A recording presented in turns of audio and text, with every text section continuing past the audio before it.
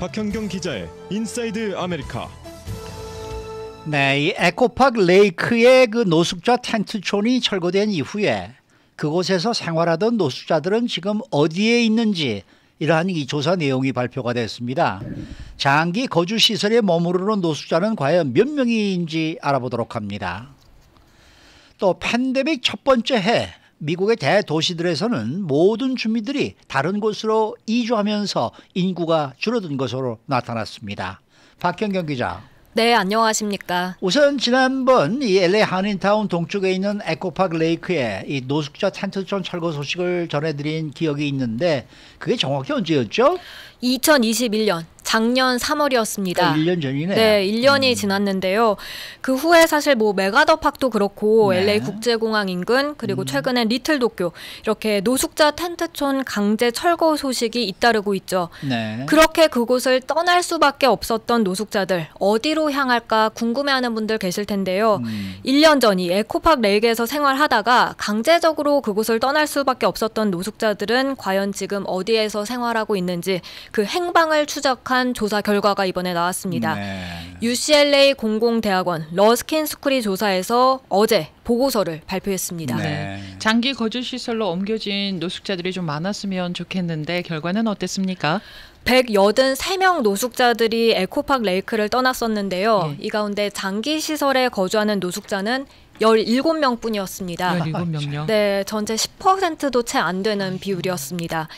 17명 가운데 4명은 가장 잘 된 것 같아요. 자신이 소유한 집에 생활하고 있고요. 집을 소유했어요? 네. 어휴, 네. 또 다른 4명은 프로젝트 홈키라는 그 장소에서 머무르고 있습니다. 그 외 다른 4명은 이제 보조를 받아서 렌트에 살고 있고요. 5명은 영구적인 지원 거주지를 제공받아 생활하고 있습니다. 이렇게 모두 17명이 현재 장기 거주시설에 머무르는 것으로 나타났습니다. 근데 그 당시에 183명이 지금 저희 에코파크를 떠났다고 말씀을 하셨는데 그러면 나머지 노숙자들은 다 어디가 있는 거예요? 가장 많은 비율은 행방이 확인되지 않았습니다. 지난달 9일 조사 당시에 82명은 현재로선 어디에 있는지 밝혀지지 않았습니다. 그리고 15명은 다시 거리로 나앉았습니다. 그렇게 노숙 생활 이어가는 것으로 나타났고요. 48명은 거주지에 입주하기 위해서 대기자 명단에 이름을 올리고 있는데 그냥 기다리는 상황입니다. 네. 이들이 기다리는 대다수 거주지가 프로젝트 룸키라고 이 호텔 객실을 쉘터로 전환하는 임시 프로그램 일환입니다. 이 밖에 노숙자 6명은 지난 3월 이후 세상을 떠났고요.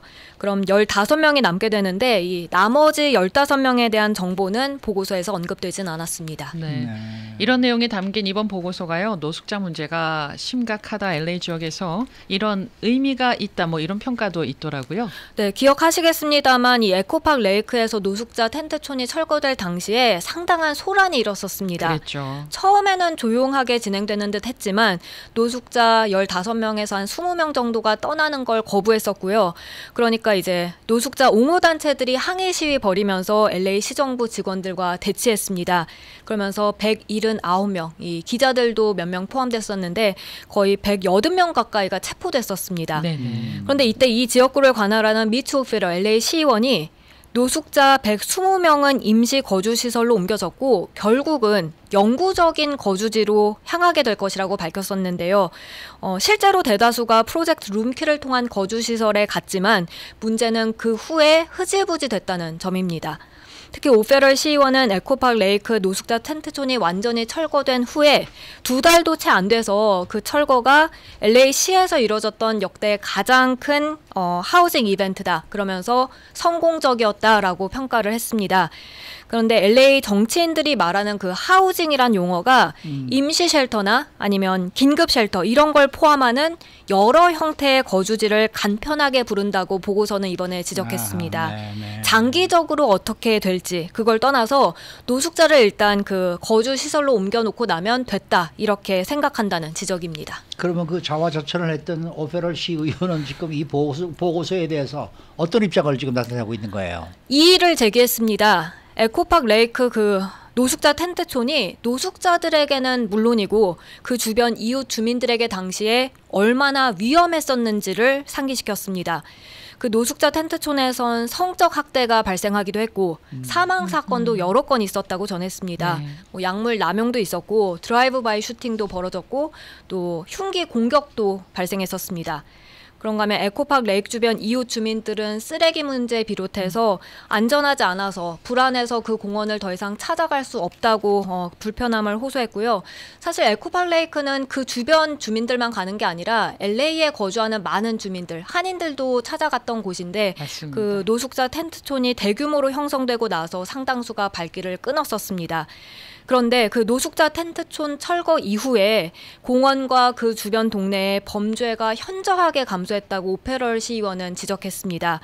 또한 에코파크 레이크도 다시 이제는 깨끗해져서 안전하고 누구나 찾아갈 수 있는 그런 공공장소가 됐고 그렇게 계속 유지하고 있다는 점 강조했습니다. 그런데 또 이번 보고서를 통해서 드러난 문제점은 개선돼야 한다는 그런 목소리도 높아요, 여전히. 네, 노숙자 옹호 단체들이 뭐 시나 카운티 정부가 노숙자 텐트촌 강제로 철거할 때 사실 비판하고 많이 나서는데 네. 그 명분이 더해지게 됐다고 보고서는 평가했습니다. 보고서는 또 LA 지역에선 노숙자 텐트촌 철거 최근 많이 일어나고 있는데 이 에코파크 레이크에서의 강제 철거가 청사진이 되는 게 아닐까 전했고요. 그리고 LA 시장 후보들 그제 토론회에서 노숙자 문제 관련해서 LA시의 반캠핑법은 강화하는 동시에 임시 거주시설 프로그램 확대한다는 공약을 많이 내놨거든요. 근데 임시 거주에서 노숙자들을 어떻게 장기 거주로 가게 할 것인지 그것이 중요하다는 점 이번에 보고서는 다시 강조했습니다. 그러니까 노숙자가 있던 곳에서 떠나고 난 다음에 그 지역의 모든 안전은 되찾고 다 살기 좋은 땅이 됐다는 것은 뭐 다 누구든지 이해하는 거죠. 문제는. 네. 근데 이제 그 노숙자들은 어떻게 됐느냐가 지금 이 보고서의 포인트 아니겠습니까? 그렇죠. 그러니까 그렇죠. 임시 거주 시설은 조금 있고 영구적인 거주 시설은 거의 글쎄요. 없기 때문에 네. 사실 잠깐 임시 시설에 넣어놓는다 맞습니다. 해도 그러니까 다시 거리로 나온다는 노숙자 거죠. 지금 이 뭐랄까 그 이 좀 철거라든지 노숙자 문제가 지금 근본적으로는 해결이 안 됐다는 얘기예요. 맞습니다. 예. 그러니까 이 오페럴 시의원이 지금 이 초점을 잘못 맞추고 얘기하는 거예요. 그 노숙자 떠나고 난 다음에 이 동네는 이렇게 좋아졌는데 왜 그러십니까? 그렇게 얘기하면 이 사람이 시의원 자격이 없는 사람이죠. 예. 네. 물론 당연히 좋아져야죠. 거기는. 그렇지만은 이 시의원들을 이 노숙자들을 어떻게 해결하겠느냐는 거기에 대해서는 얘기가 한마디도 없거든요. 네.